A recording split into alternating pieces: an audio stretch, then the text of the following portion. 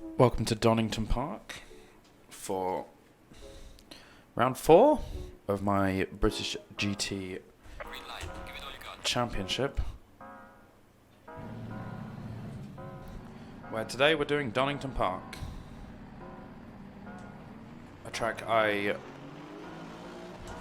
really like, and off the success of Silverstone we'll be hoping to pick up some more points. With Silverstone we came second, absolutely smashed it. Donington Park is a track I like,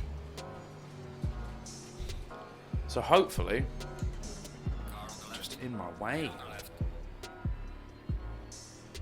hopefully we'll be able to pick up some more points over this weekend.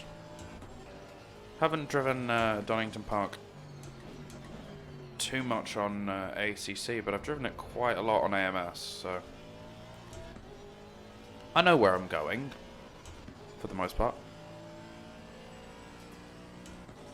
I want to know how many liberties we can take with this chicane.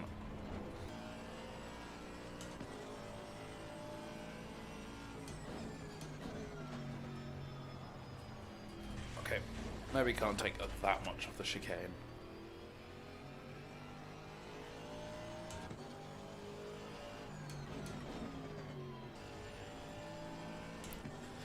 I like to starting to use practice more as just a time to really push the limits, see how far I can push the car out before we start getting invalidated laps.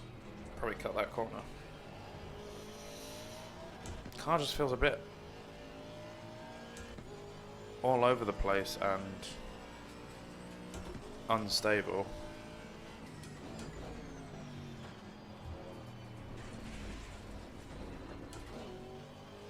Definitely need to slow the car down more there. Alright. That's practice.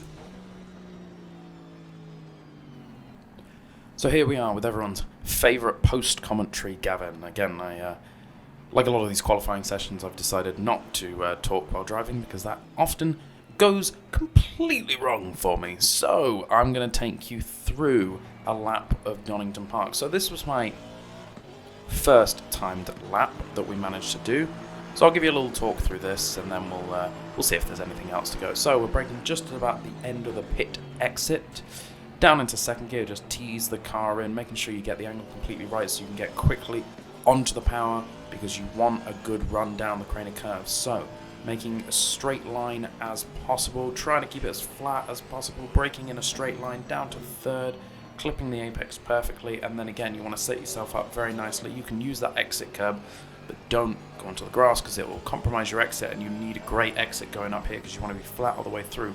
Hold it in fifth gear, down again into third gear. Do what I do and completely miss the apex of that corner. Then up the hill, down into about second, properly hit the apex, but then have massive amounts of wheel spin and oversteer on the exit. As you can see, this lap was going very well. I kept saying to myself, I really know Donington Park quite well.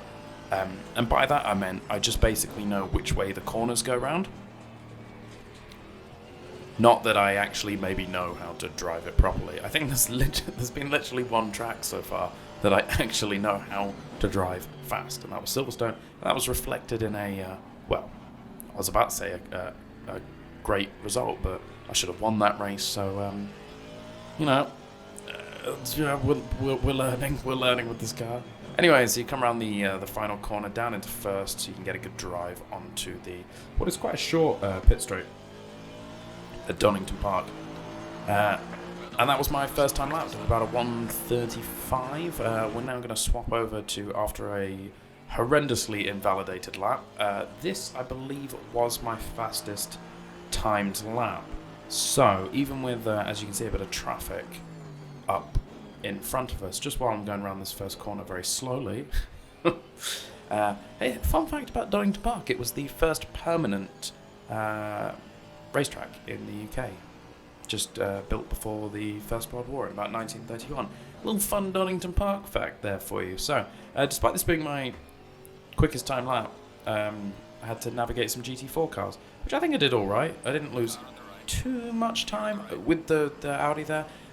You know, I had to take a slightly earlier braking marker to get around this KTM, and then he did slow me on the exit, but I think I'm getting slightly better at navigating the GT4 cars, rather than have an experience of what happened to Snetterton, where I just rear-ended an M4 and also ran off the track trying to avoid the GT4 cars. Sorry. So one of the big points of the weekend that I was missing out time, I think, was that chicane there. I think you can really fly over that chicane, but I couldn't just get the right speed down to figure out what was the correct way to take that chicane. So around the final 2 corners, probably a little bit too slow around here.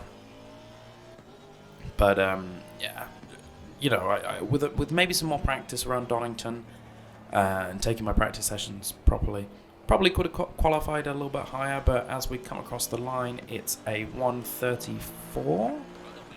That ended up putting us in about 15th place. Not perfect by any means whatsoever.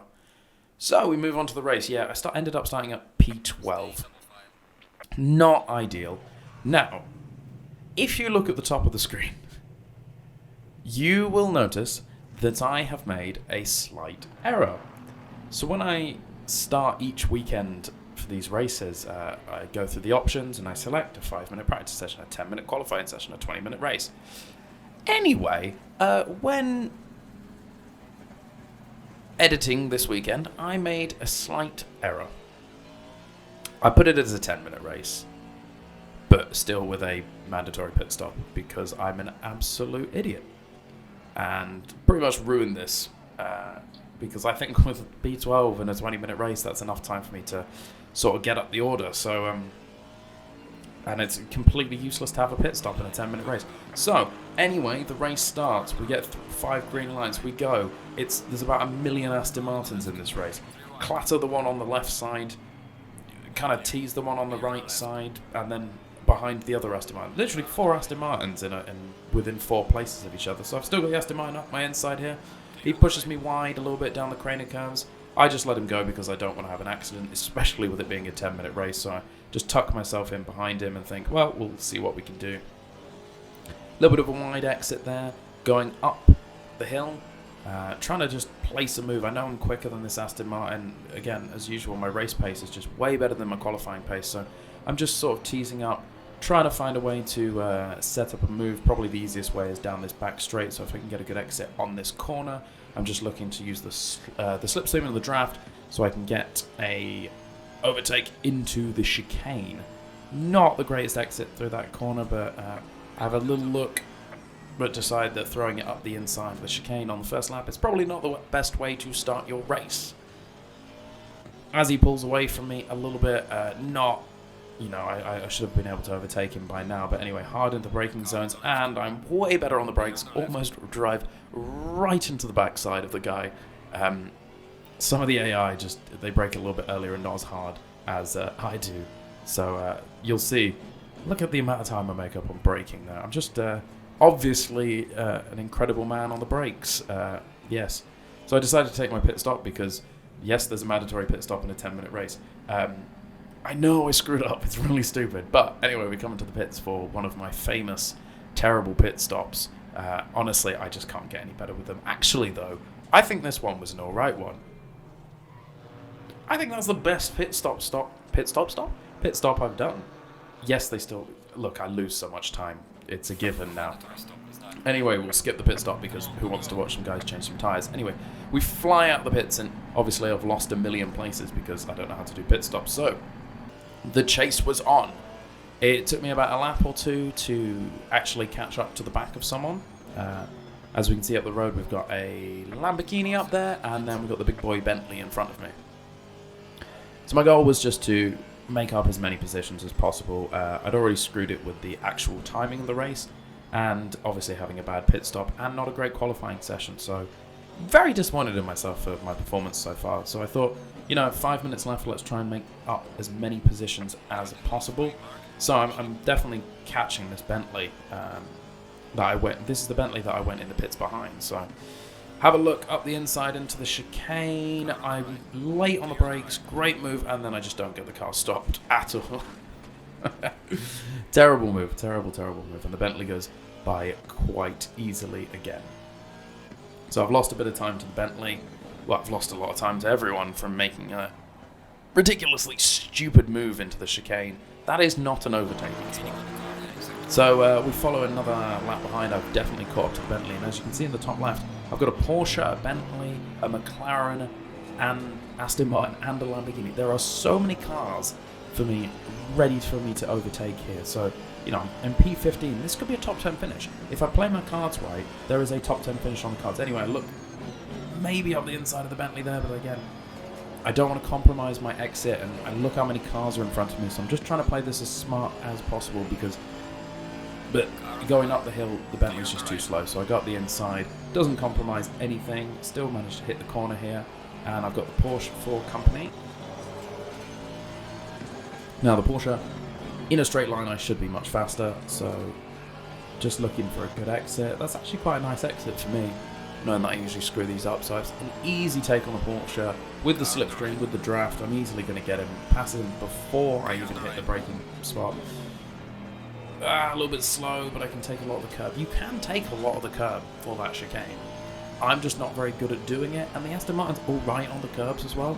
Again, just another thing of me not gelling at all with this car. I really wish I had picked this car, but I'm going to see out the rest of the series, so it's been disappointing so far. Anyway, the Lamborghini is up next, the number 55 Lamborghini, which I've had a few battles with over the course of this series, this green Lamborghini. I remember we had a pretty decent fight up at Alton Park. Maybe even Silverstone. Was that Silverstone, that Lamborghini? Maybe. I've had a lot of fights with a lot of Lamborghinis over the course of this series. Anyway, down into the first corner, a little bit of oversteer. Finally, the pit window closes. We've maybe got this lap and one more lap for me to make as many positions up as possible. So, down the credit curves, flat as possible. I go a little bit wider. Look, is there space for me to go up for the Lamborghini? I'm thinking, I take this Lamborghini in the next couple of corners, then I can get the Aston Martin on the straight, and then maybe dive bomb the McLaren into the final two corners. I'm thinking, this is on. There's a top 4 finish here. Anyway, I try to go up the other side of the Lamborghini, and oh no, he's done it again. He's absolutely ended someone and sent them to the shadow round. What an idiot. As usual, I make a really stupid mistake, ruin someone else's race, ruin my race. There was a top 10 finish on there, which after this weekend and such a short race would have been a great result. Anyway, once again, I ruined the race. I'm not going to catch the Porsche up in front of me.